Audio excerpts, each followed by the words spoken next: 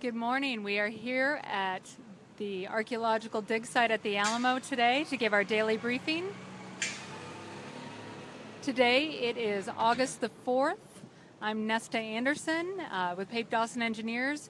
We're excited today to have a special guest. We have Land Commissioner George P. Bush here in attendance, and we're thrilled he could come out and take a look at what we've been finding.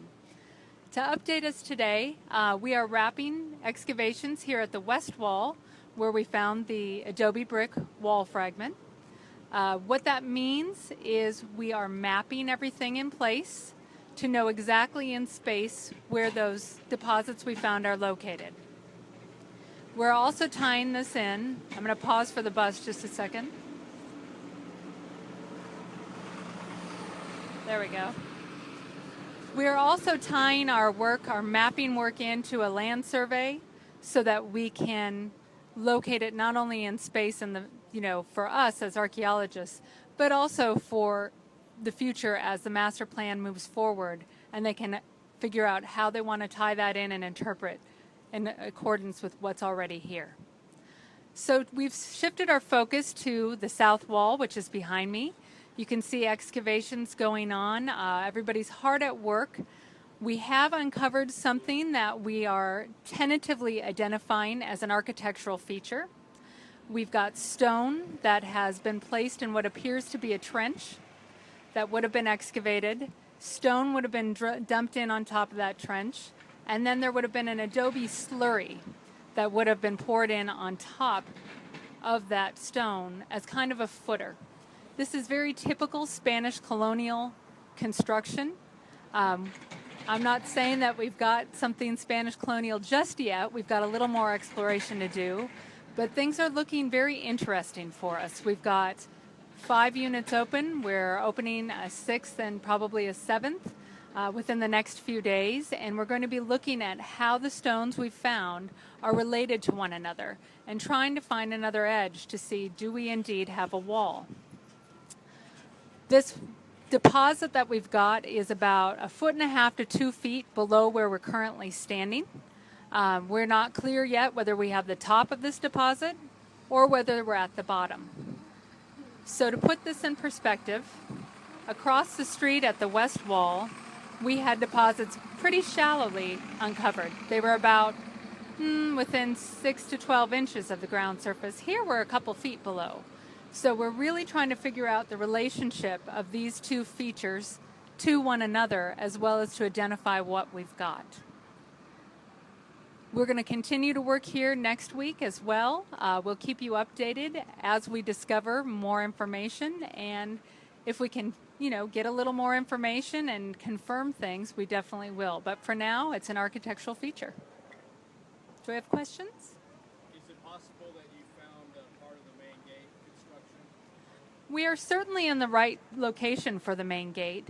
The archival records, which are very nice to have but are not exactly GPSed in, show the gate may have been a little further to the east. But we are in that area, and as we often know, archival records are a guideline. So it is possible we have something that is associated with the gate. Other questions? No?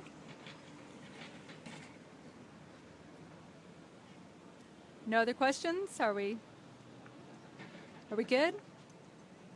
Okay. Thank you very much.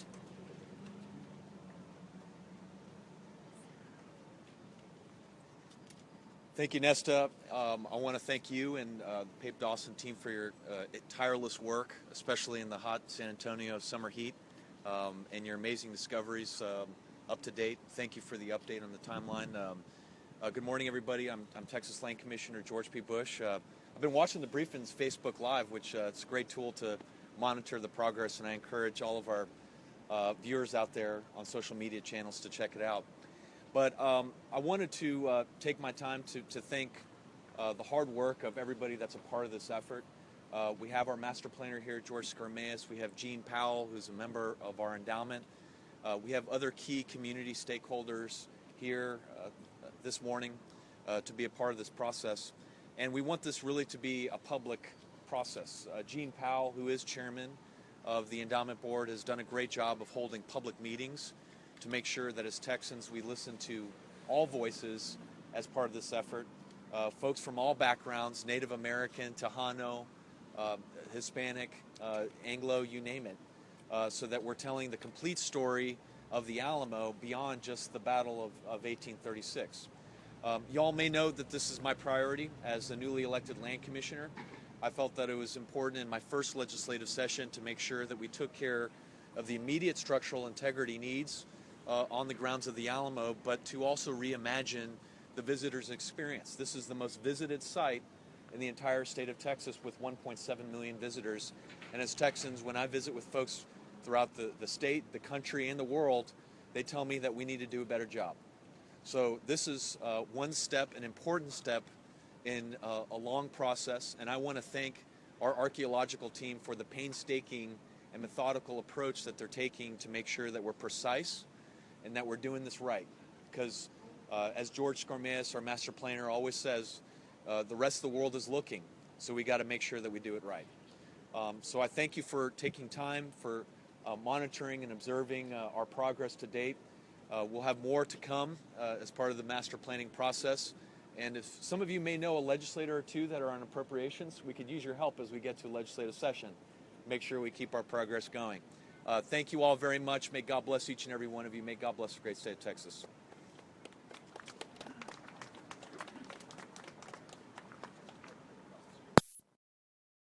Continue the tour. Thanks for tuning in. Here's a special look inside the South Wall Dig location. You can see they're sifting through some of the dirt.